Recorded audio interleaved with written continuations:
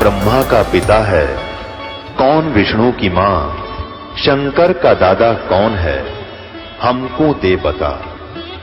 ये जानने के लिए कृपया सुनिए। जगत गुरु तत्वदर्शी संत रामपाल जी महाराज के अमृत वचन सर्व पवित्र धर्मों के पवित्र शास्त्रों के आधार पर। 7वें अध्याय के 11वें श्लोक में गीता ज्ञानदाता ने क्या कहा है कि जो रजगुण यानी श्री ब्रह्मा जी से जो संसार की उत्पत्ति जीव आपस में जो है ना प्रेरित होकर के वासना वश होकर के जीव उत्पत्ति करते हैं, संतानों उत्पत्ति करते हैं, ये तो श्री ब्रह्मा जी रजगुण से हो रहा है। और सतीथि यानी एक दूसरे में मोह ममता, भाई का भाई से प्यार, बहन भाई का प्यार, पति पत्नी में ममता, संपत्ति में लगाव, ये तो इसको सतीथि बोलते हैं कि इस कारण से ये जीव अपना टाइम पास कर ले। ये सतगुण विष्णु जी से हो रहा है, भाव से हो रहा है। और तमोगुण माने संहार श्री शंकर जी अर्थात श्री शिव जी तमोगुण से ये सब संहार हो रहा है। सतीथि यानी उत्पत्ति, सतीथि और प्रलय। कहते इन तीनों गुणों से जो कुछ भी हो रहा है इसका मुख्य कारण मैं हूँ, काल कहता है। लेकिन मैं इनमें नहीं, ये मुझ में नहीं। इस काल ने, काल रूपी ब्रह्म ने, इस ज्योति निरंजन ने अपने पुत्रों को पृथ्वी लोक, स्वर्ग लोक और नीचे पाताल लोक पर एक एक विभागीय मंत्री का दर्जा देकर अधिकारी बना दिया और स्वयं इनसे भिन्न रहता है, इसके इनके सामने नहीं आता, गुप्त रहता है, इनको भी उनका उसका पता नहीं। तो ये कहता है कि ये जो कुछ भी हो रहा है इसका मुख्य कारण तो मैं हूँ, निमित्त मैं हूँ, लेकिन मैं इनमें नहीं हूँ, मैं इनसे बाहर हूँ। अब यही प्रमाण लेते हैं कि रजगुण ब्रह्मा है, सतगुण विष्णु, तमगुण शिव जी। ये कंसेप्ट क्लियर करना पड़ेगा, तब ये सदग्रंथ श्रीमद् भगवत गीता जी के श्लोक 12 से लेकर 15 तक आपकी समझ में आएंगे।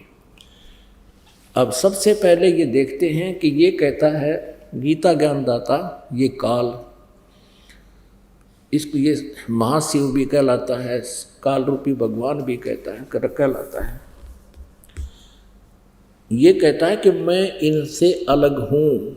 देखिए संक्षिप्त शिव पुराण सचित्र मोटा टाइप, गीता प्रेस गोरखपुर से प्रकाशित है।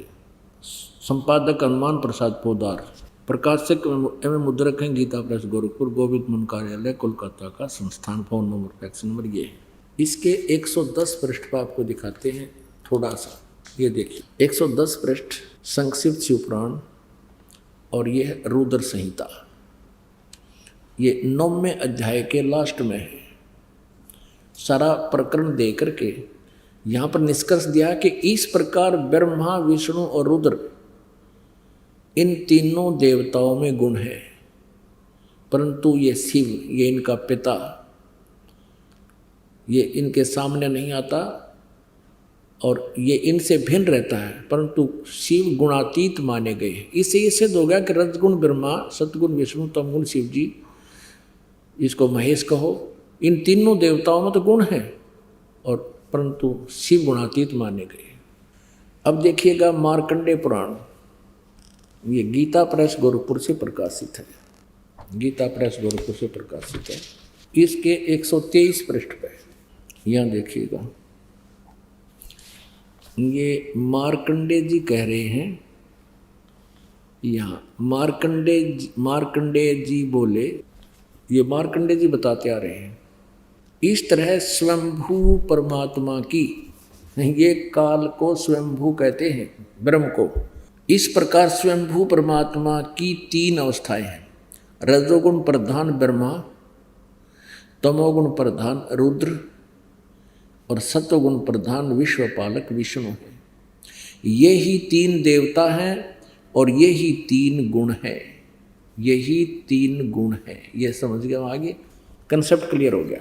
और क्लियर करते हैं इसको क्योंकि ये आध्यात्मिक ज्ञान है, और यदि इसमें जरा सा भी कच्चापन रह गया तो ये नकली गुरु अज्ञानी जनता को भ्रमित कर देंगे। परमेश्वर की कृपा से इनका ये दाव दास लगन नहीं देगा।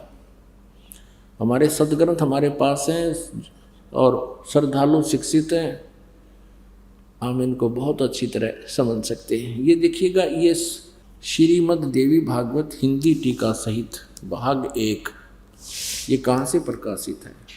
अथ श्री देवी भागवतम सभाष्टिकम सहमात्यम, खेमराज श्री कृष्णदास प्रकाशन बम्बई, ये यहाँ से छपी है। ये इसके और काफ़ी विवरण दे रखा कहाँ से छपी है। अब इसके हम तीसरे स्कंद में इन तीनों गुणों को देखेंगे क्या है। अथ श्रीमद् देवी भागवते भाषा टीका युक्ते तृतीय स्कंद प्रारंभते, तीसरा स्कंद शुरू होता है। अब देखना इसके 11 पृष्ठ पर, देवी भागवत 11 पृष्ठ, भाषा टीका युग तृतीय स्कंद अध्याय 5 का, और मंत्र नंबर हम 8 पढ़ेंगे। पहले हिंदी पढ़ेंगे फिर संस्कृत पढ़ेंगे। ये 7वां समाप्त हुआ, 8वां प्रारंभ होता है। हे माता, यदि हमारे ऊपर सदा आप दयायुक्त हो तो हमको तमोगुण में किस प्रकार प्रदान किया है। विष्णु भगवान शंकर शिव जी बोल रहे हैं, हमको तमोगुण में किस प्रकार प्रदान किया है। और ब्रह्मा रजोगुण और हरि, विष्णु जी को हरि बोलते हैं, सतगुण युक्त क्यों किया है। अब हम संस्कृत देखेंगे। ये देखिएगा, ये 8वां श्लोक है। यदि दया धर्मना न सदा अंबिके कथम अहम विहित है। भगवान शंकर कह रहे हैं कि मुझे क्यों बना दिया, कथम माने किस लिए, तमोगुण है, तमोगुण क्यों बना दिया। कमल से उत्पन्न होने वाले ब्रह्मा जी को रजोगुण संभव है, रजोगुण क्यों उत्पन्न कर दिया। सुवित किमु सतोगुण हरि, और विष्णु जी को आपने सतोगुण क्यों बना दिया। अब इससे स्पष्ट हो गया, रजगुण सतगुण तमगुण ये तीनों देवता, रजगुण ब्रह्मा जी, सतगुण विष्णु जी, तमगुण शिव जी, और यही परमेश्वर ने अपनी अमृतवाणी में, सच्चिदानंद घन ब्रह्म की वाणी में 600 वर्ष पहले बता रखा था, जो आज इन सदग्रंथों में प्रमाणित हुआ। अब देखिएगा फिर श्रीमद् भगवद गीता जी के अध्याय नंबर 7 के श्लोक 12 से लेकर 15 तक पढ़ेंगे। आसानी से हमारे ये हृदय में समा होगा ये ज्ञान।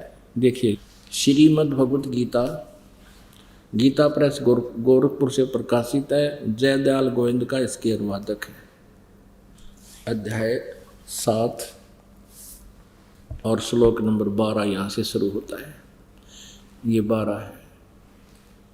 और भी जो सतोगुण से उत्पन्न होने वाले भाव हैं, और जो रजोगुण से, सतोगुण से सतीथि, रजोगुण से उत्पत्ति और तमोगुण से विनाश होने वाले भाव हैं, उन सबको मुझसे ही होने वाले हैं ऐसा जान। क्योंकि काल को श्राप लगा हुआ है 1 लाख मानव शरीरधारी जीवों के खाने का।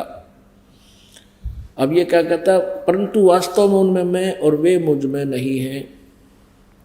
अब 13वें श्लोक में क्या कहा है, गुणों के कार्य रूप सात्विक, राजस और तामस, इन तीनों प्रकार के भावों से ये सारा संसार, प्राणी समुदाय मोहित हो रहा है। यानी तीनों गुणों में, रजगुण ब्रह्मा, सतगुण विष्णु, तमगुण शिव जी के ऊपर ही आसक्त है। इन तीनों गुणों से परे, रजगुण ब्रह्मा जी, सतगुण विष्णु जी, तमगुण शिव जी से परे मुझ अविनाशी को नहीं जानता। ये काल कह रहा है, ब्रह्म कह रहा है। अब 14-15 में कमाल कर दिया है। गीता जी अध्याय नंबर 7 और 14 श्लोक में क्या कहा है, क्योंकि यह अलौकिक अर्थात अति अद्भुत त्रिगुणमयी मेरी माया, रजगुण ब्रह्मा, सतगुण विष्णु, तमगुण शिव जी के द्वारा फैलाया गया जाल, ये बड़ी दुस्तर है, ये बड़ी खतरनाक है। जो पुरुष मुझको ही निरंतर भजते हैं, केवल मुझको ही भजते हैं, वे इस माया को तरंती तर जाते हैं, यानी इनसे ऊपर उठ जाते हैं। फिर वो इनकी भक्ति नहीं करते। ब्रह्मा विष्णु महेश की गीता ज्ञानदाता ब्रह्म कह रहा है, काल कह रहा है, मेरी भक्ति करते हैं। अब यहाँ बताते हैं वो इनसे ऊपर उठ जाते हैं, जो मुझे भजते हैं, इनसे अच्छा लाभ मिलता है। अब 15वें में कमाल कर दिया गीता ज्ञानदाता ने। इस माया के द्वारा, यानी रजगुण ब्रह्मा, सतगुण विष्णु, तमगुण शिव जी तक जिनकी बुद्धि सेट होगी, इससे आगे कोई सुनने को तैयार नहीं है। इन्हीं से जो लाभ मिल रहा है उसी में ये आरूढ़ हैं। तो कहते हैं जिनका ज्ञान हरा जा चुका है, रजगुण ब्रह्मा विष्णु महेश तक ही जो सीमित हैं, इन्हीं पर आसक्त हैं, जिनका ज्ञान इनके द्वारा हरा जा चुका है। रजगुण ब्रह्मा, सतगुण विष्णु, तमगुण शिव जी के जो पुजारी हैं उनके विषय में कहा है, वो असुर स्वभाव को धारण किए हुए मनुष्यों में नीच और दूषित कर्म करने वाले मूर्ख मूढ़ लोग मुझको नहीं भजते। अब फिर पढ़िए, माया के द्वारा रजगुण ब्रह्मा, सतगुण विष्णु, तमगुण शिव जी के द्वारा जिनका ज्ञान हरा जा चुका है, जो इनसे आगे किसी की भक्ति करना नहीं चाहते, इन्हीं की जो भक्ति करते हैं, असुर स्वभाव को धारण किए हुए मनुष्यों में नीच और दूषित कर्म करने वाले मूढ़ लोग मुझको नहीं भजते। अपनात्मा इस पवित्र सदग्रंथ में कितना निर्णायक ज्ञान दिया है श्रीमद् भगवद गीता जी के अध्याय नंबर 7 के 12 से लेकर 15 श्लोक में। अब 15वें श्लोक में स्पष्ट कर दिया है कि तीनों गुण रूपी, यानी इस त्रिगुणमयी माया द्वारा जिनका ज्ञान हरा जा चुका है, जो इन्हीं की पूजा में आसक्त हैं, इन्हीं से मिलने वाले क्षणिक लाभ में ये संतुष्ट हैं, किसी और की बात सुनकर भी प्रसन्न नहीं है, राक्षस स्वभाव को धारण किए हुए मनुष्यों में नीच, ये तीनों गुणों के पुजारियों के विषय में गीता जी में लिखा है।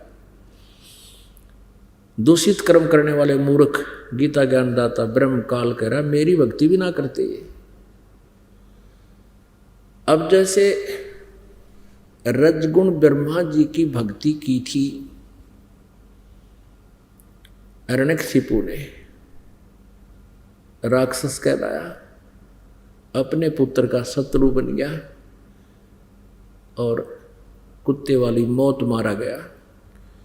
ऐसे ही तमगुण शिव की पूजा की थी रावण ने, राक्षस कहलाया, ऐसा जुल्म कर दिया, दूषित कर्म, अपनी ही माता को उठा ले गया। यानी भगवान शिव की पूजा करता था। ब्रह्मा जी, विष्णु जी, शिव जी, ये तीनों भाई हैं, बड़ा ब्रह्मा, बीच वाला विष्णु, छोटा शंकर। अब भगवान विष्णु की पत्नी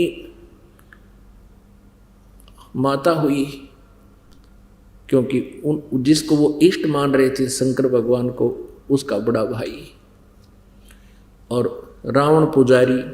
ऐसे ही इस तमगुण शिव की पूजा की थी भस्मागिरी ने। भगवान शिव जी के महल के सामने, गेट के सामने, सिर आसन पर, ऊपर ने पैर, नीचे को सिर करके 12 वर्ष खड़ा रहा उल्टा। एक दिन पार्वती जी की प्रेरणा से, प्रार्थना से भगवान शिव ने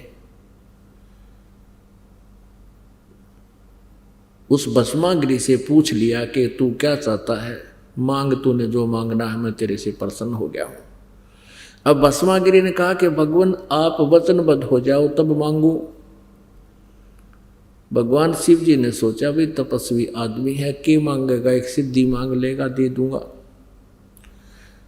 भगवान शिव जी ने कहा ठीक है भाई, मांग ले, मैं वचनबद्ध हो गया। तभी उसने वो साधना त्याग दी, खड़ा हो गया और कहा कि आप अपना भस्म कंडा दे दो। भगवान शिव जी के हाथ में एक कड़ा था, उसमें ऐसा सिद्धि युक्त कर रखा था भगवान शिव जी ने कि जिसके भी सिर के ऊपर वो ऐसे करके भस्म कहते, वो जल जाता था, नष्ट हो जाता था, भस्म हो जाता था। इस बात का ज्ञान था भस्मागिरी ने। और भस्मागिरी किस लिए उपासना कर रहा था कि भस्म कंडा लेकर शिव जी से, और शिव जी को मारूंगा, भस्म कर दूंगा, और पार्वती को अपनी पत्नी बनाऊंगा। अपने आत्माओं विचार करना इन बातों पे। इससे नीच कर्म और के होगा? अपने इष्ट की पत्नी पर ही बुरी नजर। अब भगवान शिव जी को ये नहीं मालूम इस दुष्ट के मन में के कुधारणा है, और इसको इनको अमंत्रियामी कहें। ब्रह्मा विष्णु महेश को अमंत्रियामी कहा करते, इसे होया कर अंतर्यामी। और फिर इनको अविनाशी कहते थे। अब ज्यों ही भगवान शिव ने कड़ा उसको दे दिया और कहने लगा भस्मागिरी के होले शिव जी होशियार, तुझे मारूंगा, पार्वती को पत्नी बनाऊंगा। भगवान शिव जी डर के भाग लिए, भयभीत होकर अपनी जान रक्षा के लिए दौड़ दिए, स्पीड खींच दी। आगे आगे भगवान और पाछे पाछे पुजारी जग खाट ठानते। अब ये जो अविनाशी होते, इन भागण की आवश्यकता थी? अभी तक इनके विषय में जो ज्ञान इन नकली गुरुओं ने दिया वो कति अज्ञान भर रखा हमारे अंदर। इनकी जीवनी में लिखा दास तो पढ़कर सुना रहा आपको। फिर भगवान ने पार्वती रूप बनाया, भस्मागिरी के सामने खड़े हो गए। भस्मागिरी से बोले कि रुक जाओ, अब शिव जी तो तेरे पास आएगा नहीं, उसको तो इतना भय है कि जब तक तेरे पास खड़ा है वो निकट नहीं आएगा। अब भस्मागिरी का तो उद्देश्य यही था कि पार्वती मिले मुझे। आगे आपको इस कथा का पता ही है कि भगवान ने फिर उसको गंड हथ नाच नचा के और उसी कड़े से उसका हाथ ऊपर ले आकर के ऐसे नाच, इस हाथ को ऊपर कर, इसको नीचे कर। जब वो कड़े वाला हाथ उसके ही सिर पर पहुंच गया तब कह दिया भस्म। वो भस्मागिरी मर गया। उसके बाद वो भस्मा असुर कहलाया। भस्मागिरी से ये गिरी, पुरी, नाथ, नागा, सन्यासी, ये सारे शिव जी के पुजारी हैं, तमगुण शिव के पुजारी हैं। तो भस्मागिरी से वो भस्मासुर कहलाया, कुत्ते वाली मौत में रहा। तो इस प्रकार कहा है, इन तीनों गुणों के उपासक राक्षस स्वभाव को धारण किए मनुष्यों में नीच दूषित कर्म करने वाले मूर्ख हैं। अब विष्णु जी के उपासक अर्थात श्री कृष्ण जी के उपासक वैष्णव कहलाते हैं। एक बार हरिद्वार के अंदर कुंभ के मेले की परवी का संयोग हुआ। उस समय ये सभी ये त्रिगुण उपासक, ये षटदर्शनी भी बोलते हैं इनको, ये 6 प्रकार के जैसे गिरी, पुरी, सन्यासी, वैष्णो, नागा, कनपाड़े, नाथ, ये इस प्रकार 6 प्रकार के ये अलग अलग इनके वैरायटी होती है, षटदर्शनी कहते हैं इनको। ये पहुंच गए वहाँ हरिद्वार में और वहाँ ये अलग अलग अपने अपने ग्रुप में खड़े इकट्ठे हो जाते हैं। गिरी अलग, पुरी अलग, सन्यासी न्यारे, नागा न्यारे और वैष्णो अलग से। और जिस समय परभी का समय निर्धारित होता है उस समय उस सरोवर या दरिया में, जैसे हरिद्वार में हर की पैड़ी पर परभी लगी थी, हर की पैड़ी पर स्नान करने के लिए चल पड़े ग्रुप के ग्रुप, कोई 1000 ग्रुप। सबसे पहले नागा पहुंच गए, बिल्कुल निवस्त्र रहते हैं, वो भी भगवान तमोगुण शिव के उपासक हैं। हर की पैड़ी पर पहुंच गए, स्नान करने की पोजीशन में खड़े हो गए। पीछे से ये सतगुण विष्णु जी के उपासक वैष्णु संत आ गए। इन्होंने देखा कि नागा सबसे पहले नहाने को तैयार है गंगा में, हर की पैड़ी में। तो वैष्णव ने कहा कि हम सर्वश्रेष्ठ हैं, नागाओ तुम बाद में स्नान करना, प्रथम हम स्नान करेंगे। अब नागा कहने लगे कि हम सर्वश्रेष्ठ हैं, हम त्यागी और वैरागी हैं, हम निवस्त्र रहते, हमें कोई इच्छा नहीं संसार की, हम सर्वश्रेष्ठ हैं, प्रथम स्नान हम करेंगे। अब वैष्णव साधु कहने लगे तुम शरण फिरडो, टट्टी के हाथ भी ना धोते, पशु की तरह नंगे फिरते हो, राख लपेट रखी, तुम काहे के श्रेष्ठ हो, बाहर आओ, पहले हम स्नान करेंगे। अब स्नान करना तो भूल भाल गए, भगवान भी भूल गए, हर की पैड़ी भी ना याद रही, आपस में झगड़ने लगे। वो उसका तलवार मारे, कोई तीर मारे, कोई बुड़का भर के काटे उनको आपस में, मुक्का मुक्का। यानी 25,000 ये त्रिगुण उपासक, ये त्रिगुणमयी माया के उपासक, रजगुण ब्रह्मा, सतगुण विष्णु, तमगुण शिव जी के, ये 25,000 तमगुण और सतगुण उपासक आपस में लड़कर कट मरे वहां पर। इसके बारे में सूक्ष्म वेद में बताया है, सच्चिदानंद घन ब्रह्म की वाणी में बताया है। तीर तुपक तलवार कटारी, ये जमधड़ जोर बधावे हैं, हर पैड़ी हर हेत न जाण्या, वहां जा तेग चलावे हैं, काटे शीस नहीं दिल करुणा, ये जग में साध कवावे हैं, जो जन इनके दर्शन को जावे, उनको भी नरक पठावे हैं। ओए होए, तीर तुपक तलवार कटारी, ओए कहते डट के लठ बजावे हैं, हर पैड़ी हर हेत ना जाने, हर की पैड़ी कब है, और भगवान के प्रति प्यार नहीं, उनकी आपस में काट रहे हैं एक दूसरे, भगवान की आत्माओं को काट रही है एक आत्मा, हर पैड़ी हर हेत नहीं जाने, और वहां जाकर तेग चलावे, तेग माने तलवार, और काटे शीस नहीं दिल करुणा, एक दूसरे का सिर काट रहे हैं, दिल में दया नाम की चीज नहीं, और वो जग में साधकवावे हैं, काटे शीस नहीं दिल करुणा, वो जग में साधकवावे हैं, जो जन उनके दर्शन को जावे, उनको भी नरक पठावे हैं। जब ये स्वयं ही इस प्रकार के क्रोधी कसाई टाइप हैं, तो उनके अनुयायियों को भी फिर नरक में भिजवाएंगे, उनको भी यही शिक्षा देंगे, काट दे मार दे। ये कोई साधुओं के लक्षण होते हैं? पुणात्माओं, हमने सदग्रंथों को समझाने, क्योंकि जिनको हम विद्वान समझते थे वो कोरे अज्ञानी थे। अब ये तो प्रसंग हो गया कि गीता ज्ञान दाता इन तीनों गुणों, रजगुण ब्रह्मा, सतगुण विष्णु, तमगुण शिव जी, यानी तीनों देवताओं की भक्ति करने वालों को क्या बता रहे हैं?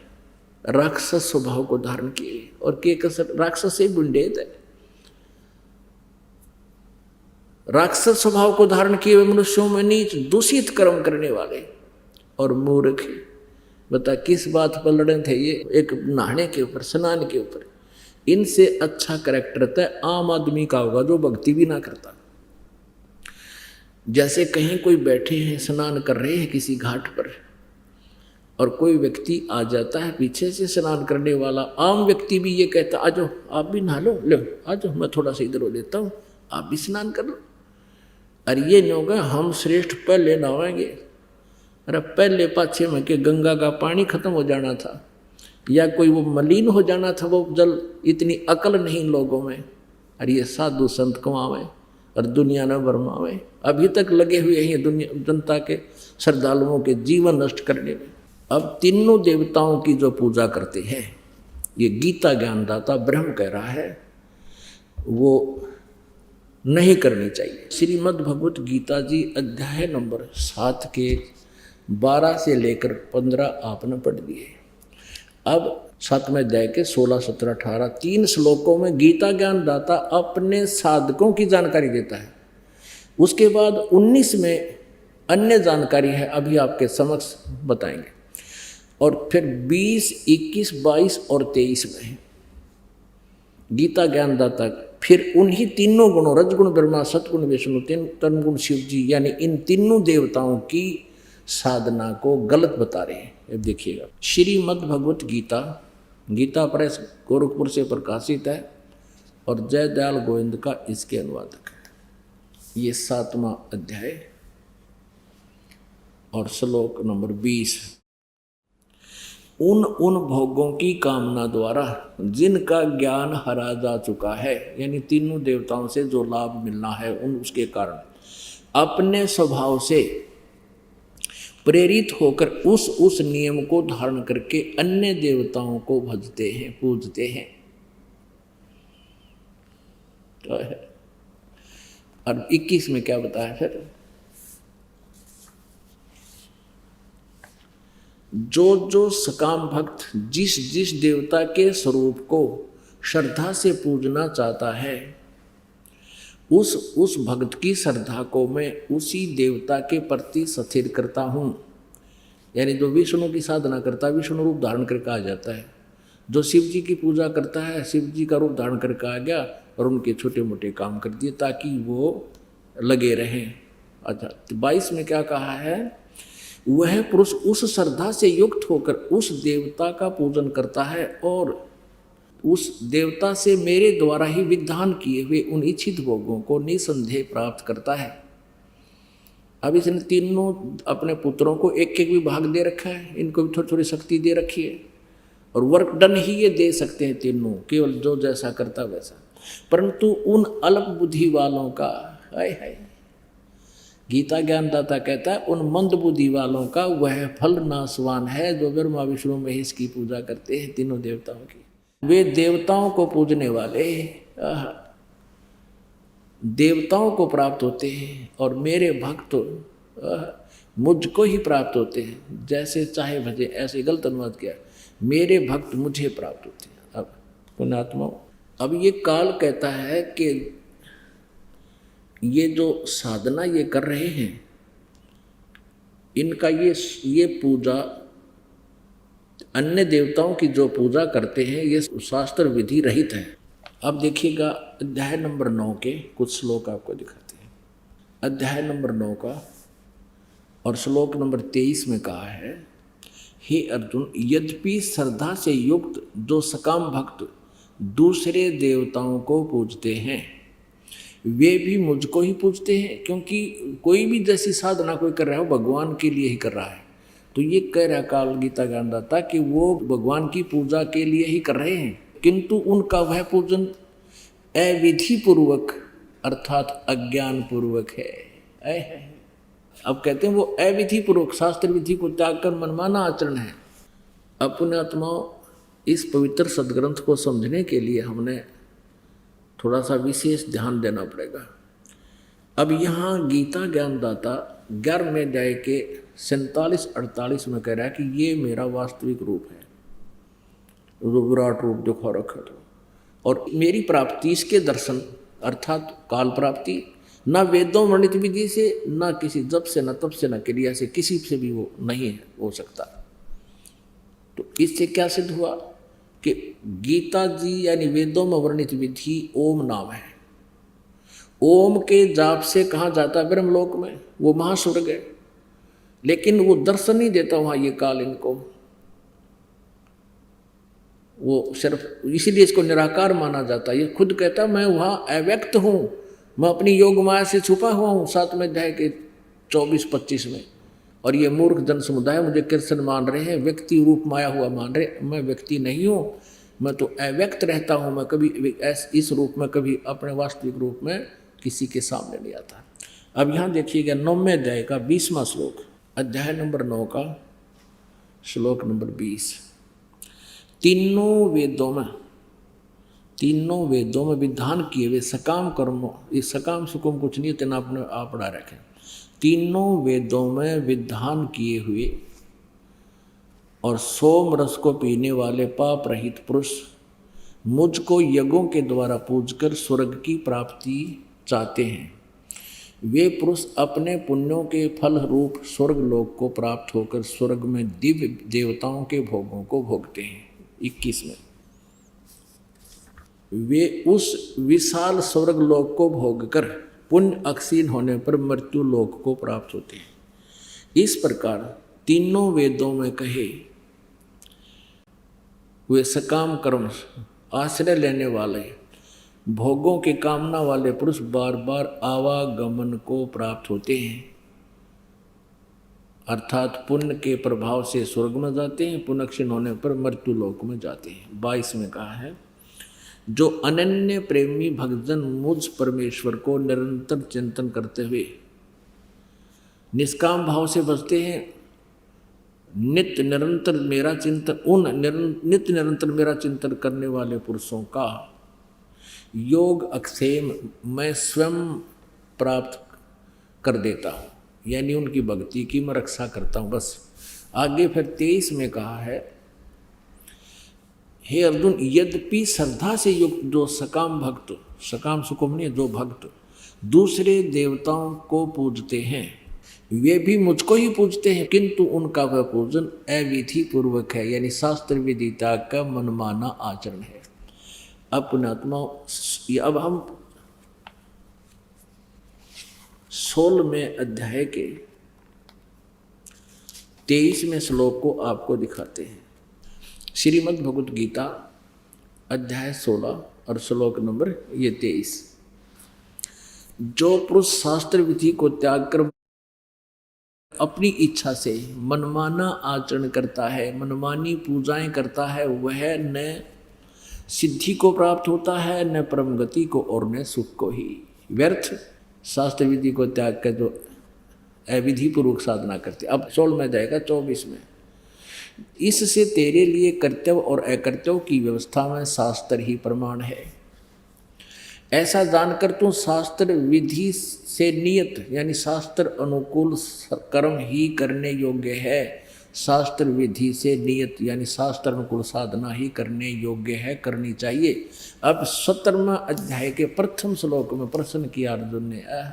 अब 17वां अध्याय है और प्रथम श्लोक में, हे कृष्ण, क्योंकि ये कृष्ण मान रहा था अर्जुन, जो मनुष्य शास्त्र विधि को त्याग कर श्रद्धा से युक्त हुए देव आदि का पूजन करते हैं, उनकी स्थिति फिर कौन सी है? सात्विक है अर्थात राजसी है या तामसी? 17वें के दूसरे में कहा है, मनुष्यों की वह संस्कारों से शास्त्रीय संस्कारों से रहित केवल स्वभाव से उत्पन्न श्रद्धा सात्विक और राजसी तथा तामसी तीनों प्रकार की ही होती है, उसको मुझसे सुन। अब तीसरे में कहा है, हे बार सभी मनुष्यों की श्रद्धा उनके अंतःकरण के अनुरूप होती है, यानी पहले जन्म में जिसे उन्हें साधना कर रखी वह पुरुष श्रद्धा में है। इसलिए जो पुरुष जैसी श्रद्धा वाला स्वयं भी वैसा ही है, स्वयं भी है वही है।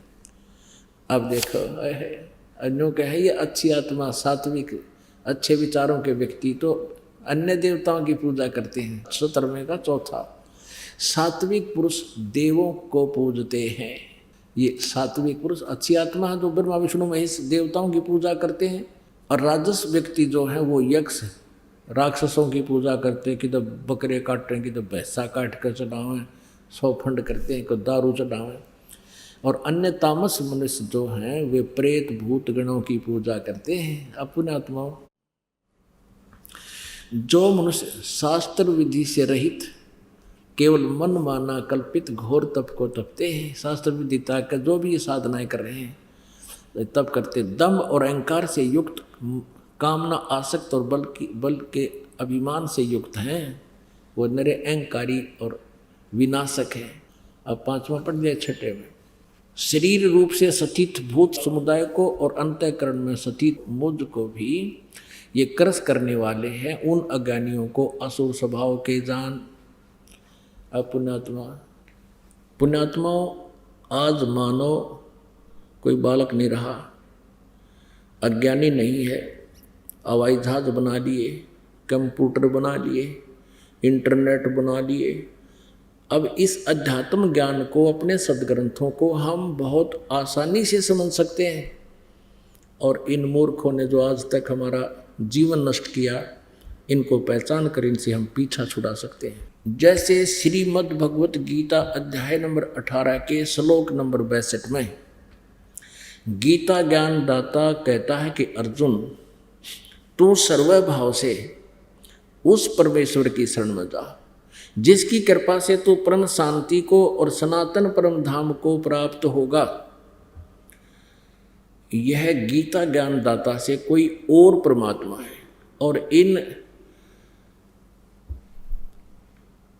नकली आचार्यों से, इन तत्व ज्ञानहीन आचार्यों से कोई पूछता है कि श्रीमद् भगवत गीता जी के अध्याय नंबर 18 के श्लोक नंबर 62 में गीता ज्ञान दाता अपने से अन्य किस परमेश्वर की शरण में जाने को कह रहा है, तो ये तत्व ज्ञानहीन कहते हैं अपने ही बारे में कह रहा है और किसके बारे में कहेगा, उससे ऊपर कोई परमात्मा ही नहीं है। ये अकल के चोर, इन ना गीता का ज्ञान ना इन प्राणों का ज्ञान दुनिया को भ्रमित कर रहे हैं। पुण्यात्माओं, 3 प्रभु हैं, ये ब्रह्मा विष्णु महेश तो बहुत अलग से स्थिति है इनकी। एक ब्रह्म, इसको सर्वब्रह्म भी कहते हैं, क्षरब्रह्म, सर्वपुरुष भी कहते हैं, क्षरपुरुष। और दूसरा परब्रह्म, इसको अक्षर पुरुष भी कहते हैं। और तीसरा परम अक्षर ब्रह्म, जिसको परम अक्षर पुरुष भी कहते हैं। श्रीमद् भगवत गीता अध्याय नंबर 8 के श्लोक नंबर 1 में अर्जुन ने पूछा कि भगवान, आपने गीता जी अध्याय नंबर 7 के श्लोक नंबर 29 में कहा है कि मेरे इस ज्ञान को आश्रय मानकर, कौन से ज्ञान को, जो चौथे अध्याय के 32वें श्लोक में कहा है कि उस सच्चिदानंद घन ब्रह्म की वाणी में, ब्रह्मण्य मुखी, उस सच्चिदानंद घन ब्रह्म की वाणी में ये आध्यात्मिक अनुष्ठानों की, यज्ञों की जानकारी विस्तार से कही गई है। वो तत्व ज्ञान है जो परमेश्वर ने स्वयं आकर बताया है। और उस ज्ञान को चौथे अध्याय के 34वें श्लोक में कहा कि उस ज्ञान को तो तत्वदर्शी संतों के पास जाकर समझ। फिर तत्वदर्शी संत की पहचान बताई है 15वें अध्याय के प्रथम श्लोक में कि जो उल्टे लटके हुए संसार रूपी वृक्ष के सभी विभागों को जड़ से लेकर तना, डार, पत्ते, शाखा क्या है, इनको विस्तार से बताएगा। स वेदविद, वो वेद के तात्पर्य के पर्य को जानने वाला है, वो तत्वदर्शी संत है। तो 7वें अध्याय के 29वें श्लोक में गीता ज्ञानदाता कहता है कि मेरे आश्रित होकर, मेरे इस ज्ञान को आश्रय बनाकर जो तत्वदर्शी संतों से संबंधित हो जाते हैं, उनसे संपर्क कर लेते हैं, वो फिर उस सारे अध्यात्म ज्ञान से परिचित हो जाते हैं। वो तत्व ब्रह्म से परिचित हैं, उसको जानते हैं। वो जो केवल फिर जरा और मरण से छुटकारे के लिए ही प्रयत्न करते हैं, किसी इस संसार की किसी और वस्तु की डिमांड नहीं करते। अब गीता ज्ञानदाता कहता है 7वें अध्याय के 29वें श्लोक में कि मेरे इस ज्ञान को आश्रय बनाकर तत्वदर्शी संतों को जो खोज लेते हैं, वे जो जरा और मरण से छूटने के लिए, जरा माने बुढ़ापा, मरण माने मृत्यु, जरा और मरण ये 2 ही सबसे खतरनाक इस जीव मनुष्य के जीवन के अंदर ये 2 स्थिति है, स्टेज है। एक तो बुढ़ापा सबसे खतरनाक है और मरना कोई चाहता नहीं, और यह मृत्यु जबरदस्ती होगी। तो कहते जरा और मरण मोक्षाय माम आश्रित यतन्ति, मेरे इस ज्ञान को आश्रय बनाकर जो जरा और मरण से छूटने के लिए प्रयत्न करते हैं, ते ब्रह्म तत्विदु, वो तत्व ब्रह्म से को जानते हैं और अखिल यानी सारे अध्यात्म को जानते हैं और कर्षणम और सारे इस कर्मों से परिचित हैं। कहने का भाव ये है, गीता ज्ञानदाता कहता है, जो केवल जरा और मरण से छूटने का प्रयत्न करते हैं वे उस तत्ब्रह्म को जानते हैं, सारे अध्यात्म ज्ञान से परिचित हैं और सब कर्मों से परिचित हैं।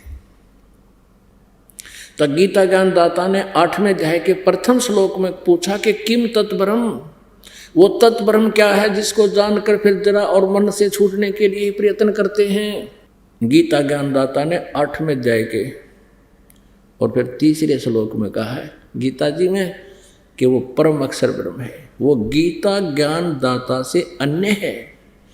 एक सरब्रह्म, उसको अक्षर पुरुष भी कहते हैं, एक अक्षर ब्रह्म दूसरा, उसको अक्षर पुरुष भी कहते हैं और पर ब्रह्म भी कहते हैं, और तीसरा परम अक्षर ब्रह्म, उसको परम अक्षर पुरुष भी कहते हैं, उसको सत्य पुरुष भी कहते हैं, जो वास्तव में अविनाशी है।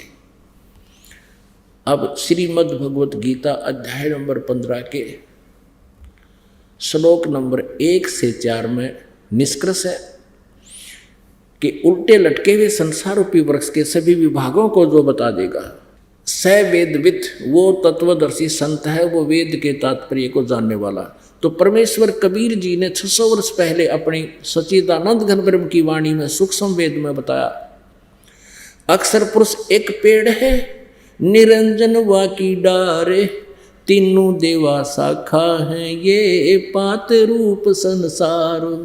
ये देखिएगा, ये एक संसार रूपी उल्टा लटका हुआ वृक्ष जानो, जिसके ऊपर को जड़ है और नीचे को तीनों गुण रूपी शाखा है, रजगुण ब्रह्मा, सतगुण विष्णु, तमगुण शिव जी। ये संसार रूपी वृक्ष समझो। अब जो जमीन से बाहर दिखाई देता है उसको वृक्ष बोलते हैं।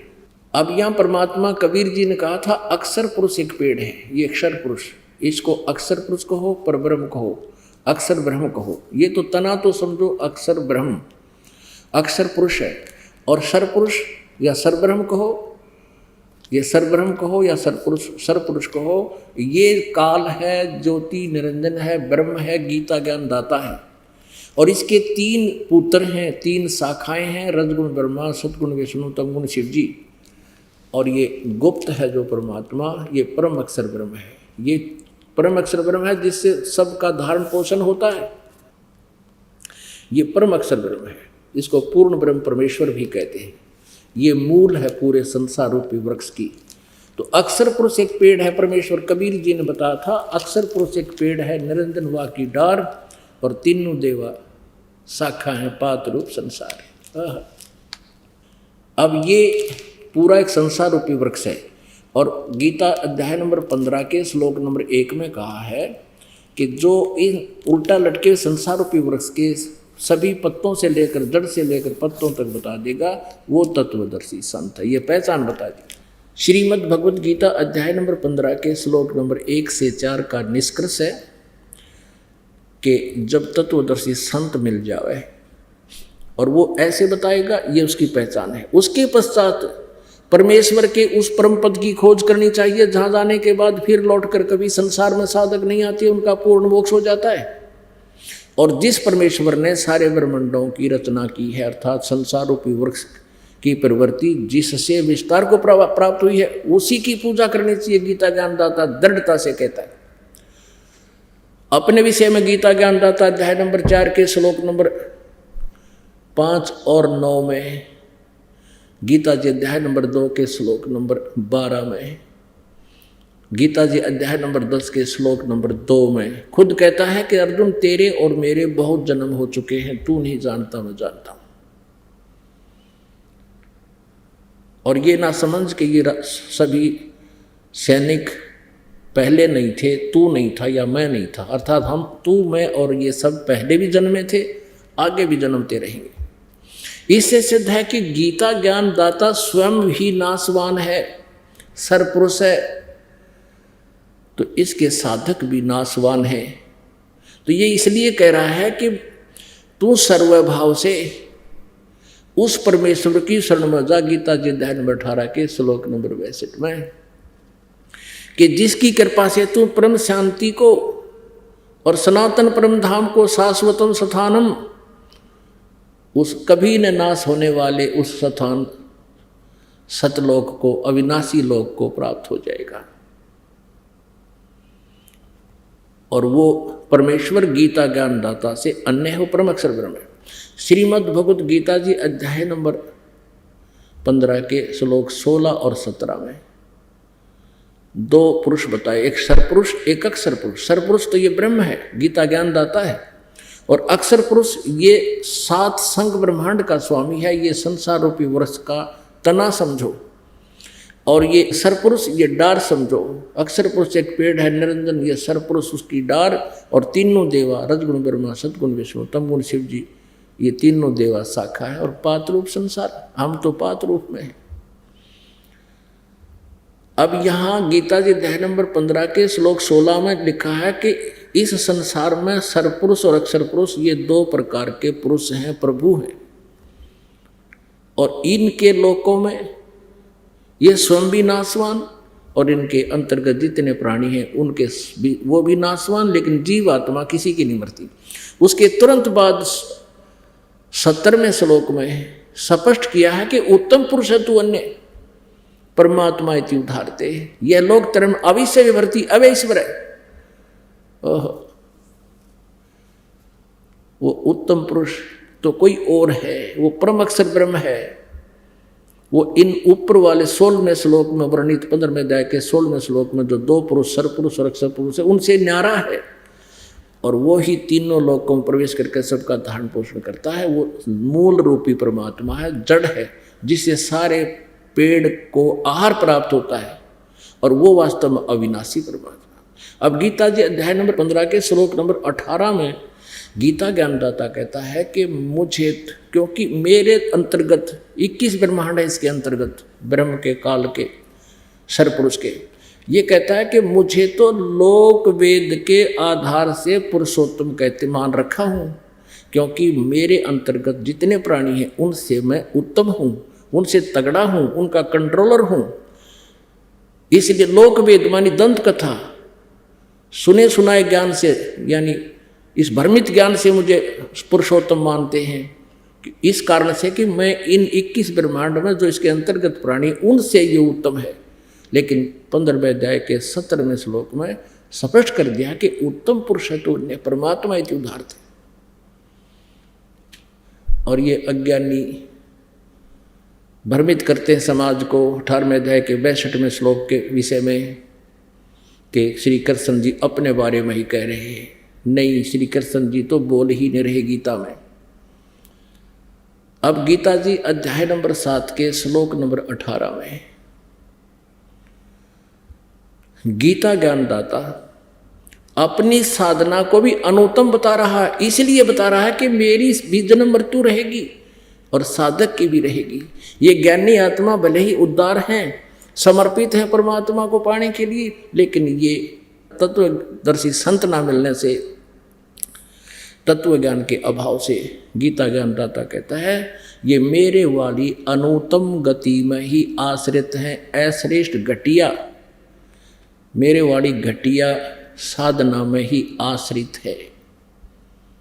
इसलिए गीता जी अध्याय नंबर 7 के श्लोक नंबर 18 में गीता ज्ञानदाता अपनी साधना को भी अनुत्तम बताता है। इसलिए वो गीता जी अध्याय नंबर 18 के श्लोक नंबर 62 में कहता है कि तू सर्वभाव से उस परमेश्वर की शरण में जा, जिसकी कृपा से तू परम शांति को और सनातन परम धाम को प्राप्त होगा। गीता जी अध्याय नंबर 8 के श्लोक नंबर 7 में गीता ज्ञानदाता कहता है कि मेरी भक्ति करनी है तो युद्ध भी करना पड़ेगा, मेरी साधना कर और युद्ध भी कर।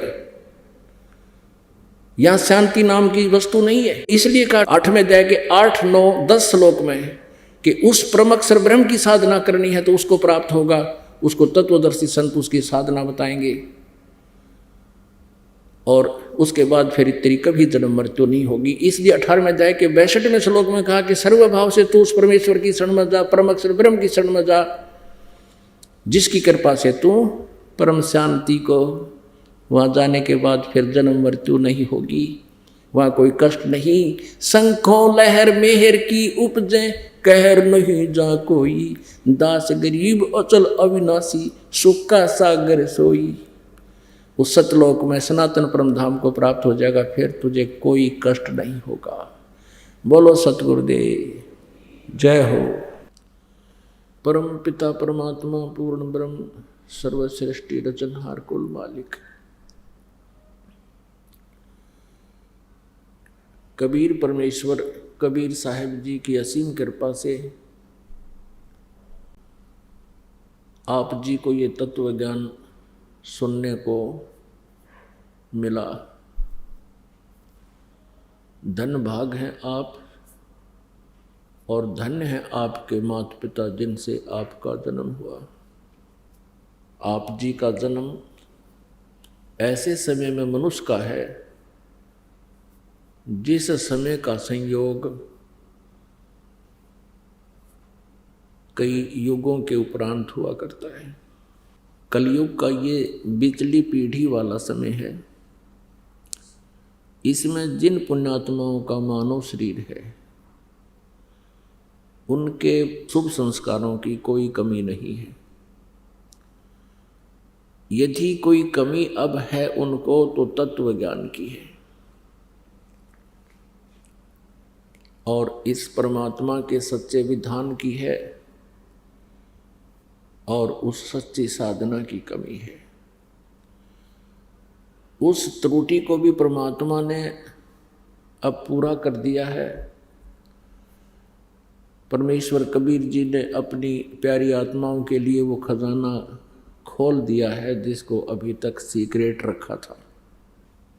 परमेश्वर कबीर देव जी ये पूर्ण परमात्मा है, पूर्ण ब्रह्म है, परम अक्षर ब्रह्म है।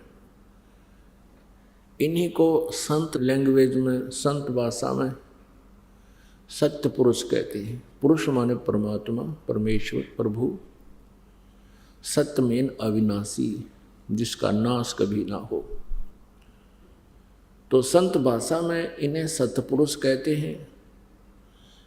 वेद भाषा में, गीता जी की भाषा में उसे परम अक्षर ब्रह्म, दिव्य परम पुरुष, उत्तम पुरुष है तू अन्य परमात्मा इति उदाहरते। तो वो परमात्मा पूर्ण ब्रह्म कबीर देव जी ने अपना ये खजाना खोल दिया। 600 वर्ष पहले परमात्मा आए, ये पूर्ण ब्रह्म है। इन्हीं के विषय में पवित्र चारों वेद और पवित्र श्रीमद् भगवत गीता विशेष ज्ञान दे रहे हैं।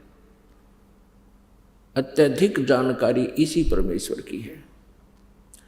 इस परमेश्वर ने, कबीर देव जी ने 600 वर्ष पहले कलयुग में, वैसे तो प्रत्येक युग में परमेश्वर अपनी लीला करने, अपने गुण अनुसार जैसा कि वो किया करते हैं, प्रत्येक युग में आते हैं और कुछ समय संसार में रह करके अपनी ही जानकारी स्वयं प्रदान करते हैं।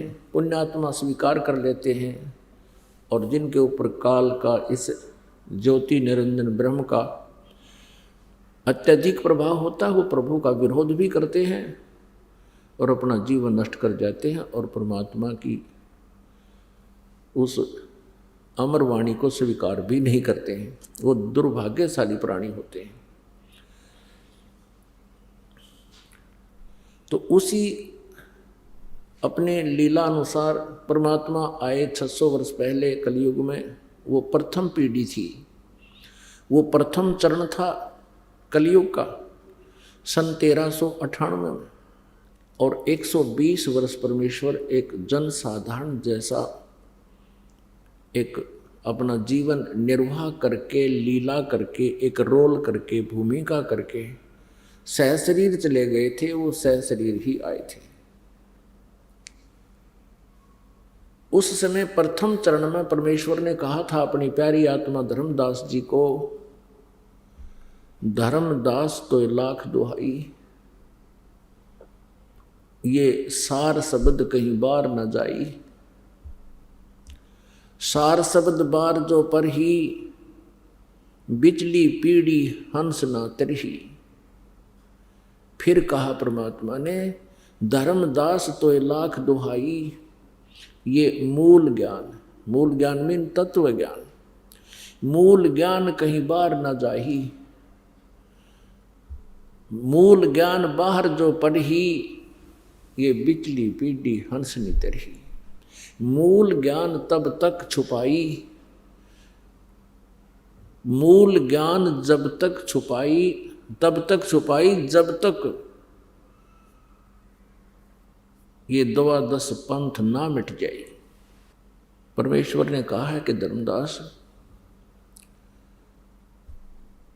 इस सार शब्द को अभी सार्वजनिक नहीं करना। यदि ये सतनाम और सारनाम सार्वजनिक कर दिया तो बिचली पीढ़ी वाले हंस पार नहीं हो पाएंगे। अब ये बिचली पीढ़ी स्टार्ट है। कब से है? सन 1947 में भारत स्वतंत्र हुआ। उससे पहले भारतवर्ष के अंदर एजुकेशन नहीं थी,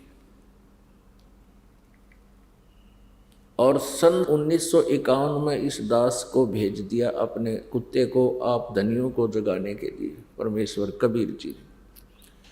तो 1947 से समझो या बिचली पीढ़ी प्रारंभ हो चुकी है।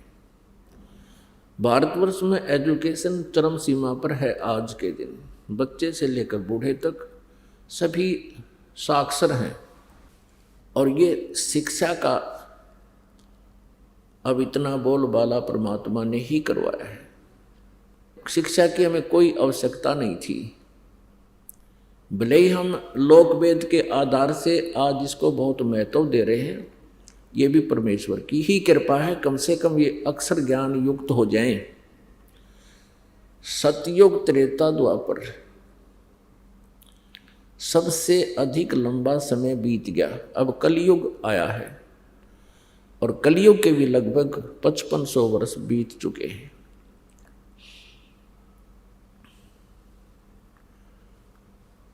और जिस कारण से अभी तक आम समाज में शिक्षा नहीं थी, अक्षर ज्ञान नहीं था।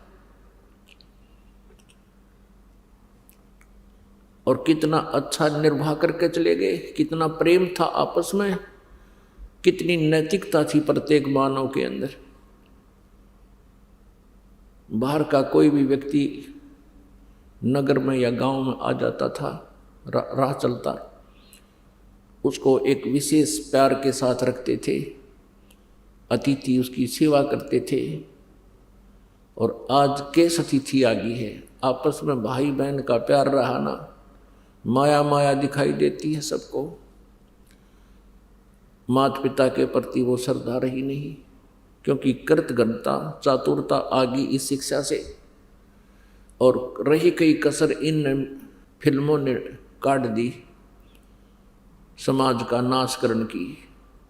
तो परमात्मा हमें याद दिलाते हैं कि इस कलयुग से पहले मानव शिक्षित नहीं था और बहुत अच्छा जीवन निर्वाह कर रहे थे।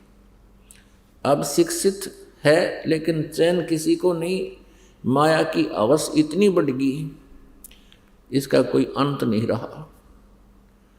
और माया इकट्ठा करने के लिए कहाँ तक सतर गिर सकता है जीव के करैक्टर का, इसका भी कोई पैमाना नहीं रहा।